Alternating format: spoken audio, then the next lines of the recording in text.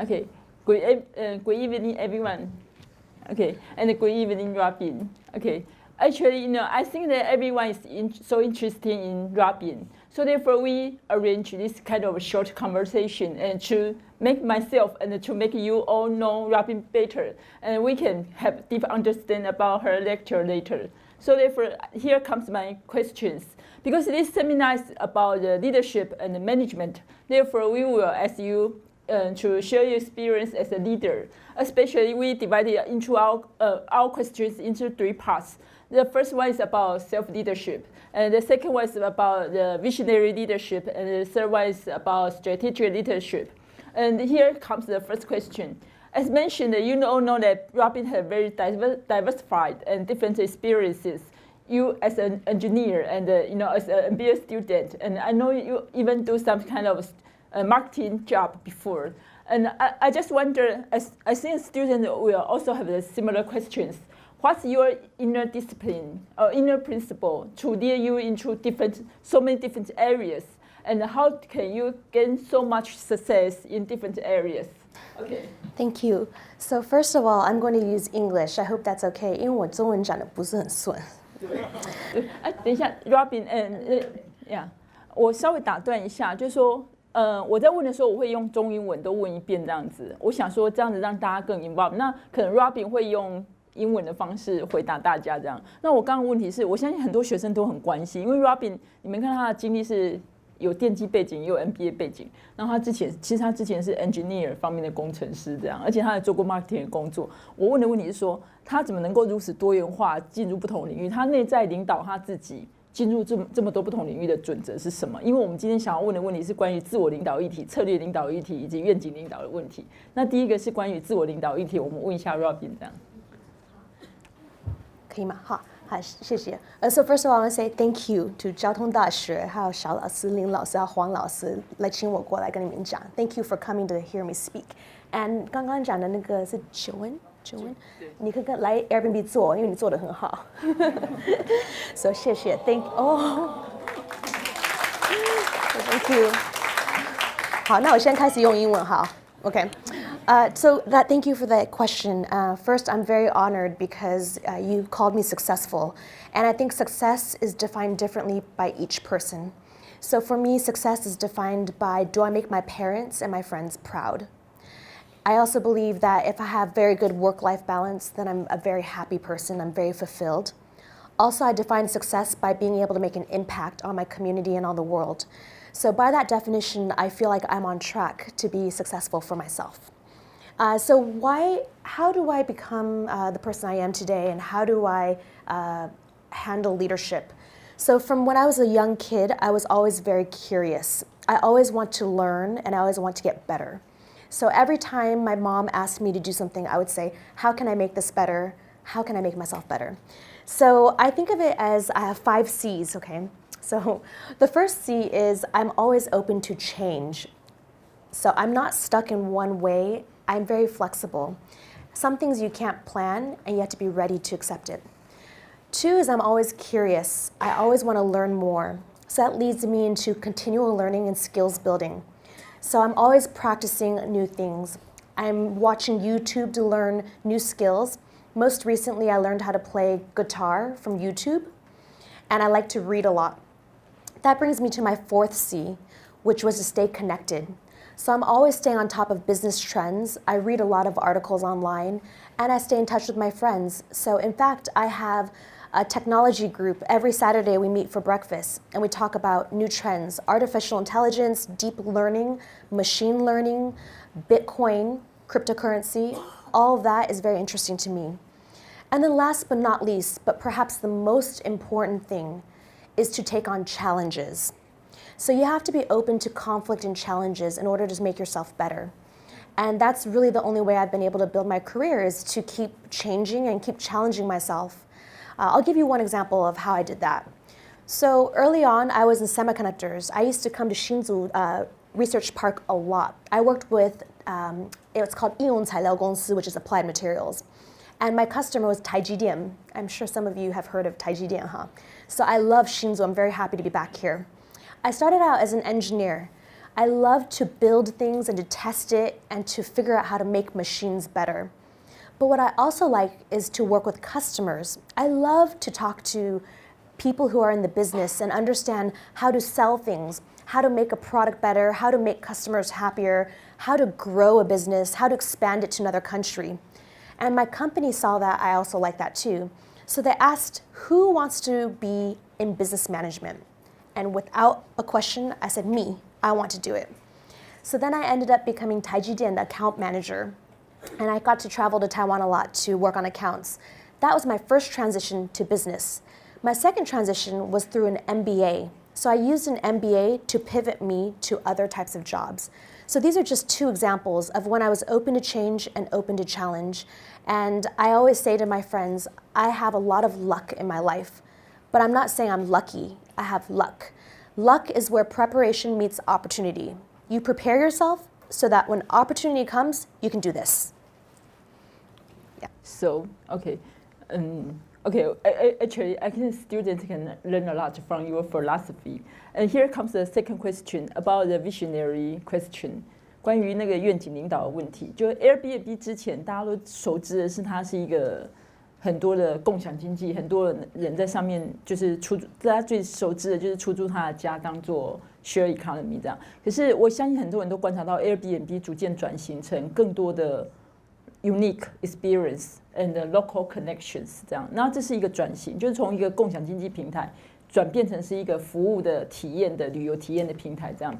那我们想要请 Robin 跟我们分享说，面临这样的转变，究竟 Airbnb 在这10年来的 vision 就是什么？I ask you about you before at the beginning you are the platform as a shared economy. You know, many people book the hotels on the internet, but we know that your company gradually, explore into the areas about local connections and unique experience. And we want to know that the vision of Airbnb, especially in Taiwan, in the following decade. Yeah, so earlier you heard from Jiwen on the introduction of Airbnb. We've been around for almost 10 years, but we're still very much like a startup. So we're still innovating and we want to keep growing. And in fact, we want to grow in Asia Pacific and especially in places like Taiwan. So Asia Pacific is one of our fastest growing regions and we're very underpenetrated here. That means that there's so much more opportunity to help people stay on Airbnb and to get involved in the economy sharing platform. But the way we want to keep growing is we really want to help everyone feel like they can belong anywhere. And sometimes people don't have homes and they don't have apartments to share, but maybe they have skills or experiences to share. So we launched something called Experiences. Experiences is handcrafted activity where you can share your skill set or your talent or your passion with someone else who wants to learn about it. So for instance, if you like to cook, maybe you can teach someone some cooking lessons. Or if you like to surf, you can take someone to go surfing and you teach them how to get up on the board and how to ride the wave. And we think that by providing this, people can really feel like they're living like a local in places like Taiwan and understand what the connection means, the human connection means. So in the next 10 years, the vision is to keep making travel more magical and easier for everyone. And we really believe that we can provide the end-to-end trip. It's not just about where you stay now. People want to know what they're going to do, the people they meet, where they're going to go. They want help to do that. And if you travel a lot, you will know that planning travel takes a lot of time. It also takes a lot of investment, and it can stress people out. We want to make it easier, but at the same time, we don't want it just to be cookie cutter, the same as every other trip. We want you to remember it so that when you look back on the journey, you know, I stayed in this lovely home with this host, or I stayed near the water where I got to go paddle boarding every day, or I stayed with this couple who's so amazing, they got married and they invited me to their wedding. Like, these kind of connections are what Airbnb wants to provide, and that's part of the big vision for the next 10 years. So we all look forward to it. And then the third question about the strategic leadership. As you know, as discussed, Airbnb will experience some kind of transformations. You know, you are experiencing now, you know, a kind of transformation from the shared economy to the unique traveling experience you mentioned. I think there are a lot of strategic work you need to do inside your organizations. And I want to know this kind of strategic transformation you do and a strategic policy you now for preparing the vision you mentioned just a moment ago. We all look forward to the unique experience during the travel, and I really want to learn how do you implement the strategic now. Yeah, so I think the first thing I said earlier is to be open to change. And at Airbnb, there's many changes every single day. And that's the only way you can continually innovate, right? So you want to challenge yourself to be in a dynamic environment, take on new ideas. But how do you do this, right? So I think one way is we have to stay entrepreneurial. And that means not only in your action, but your mindset. And at Airbnb, we call it a growth mindset. A growth mindset means that when opportunity comes your way, you're able to take on the problem and you can figure out different ways to solve for it. You don't give up just because it's not part of what you know or it's not part of what you're supposed to do. The alternative to a growth mindset is called a fixed mindset. And we really believe that these days, especially if you're in the millennial generation, that you should have a growth mindset so that you're ready and willing to take on these new problems, these exciting ideas, and to do more in your career or at school. And so at Airbnb, we really believe in having an entrepreneurial environment.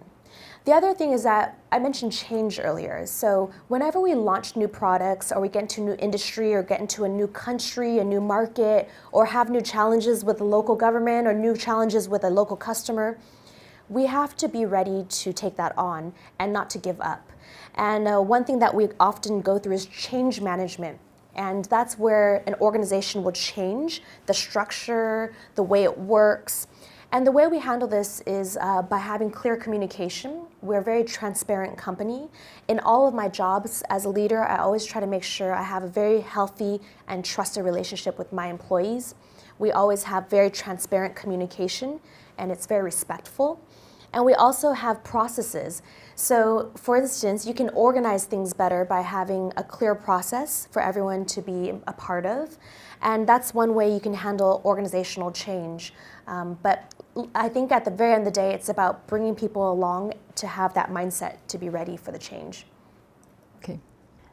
Final question is, I think many people here, the young people also have a similar question with you. With me, I mean the following question， 就是关于那个世代建立组织文化的问题。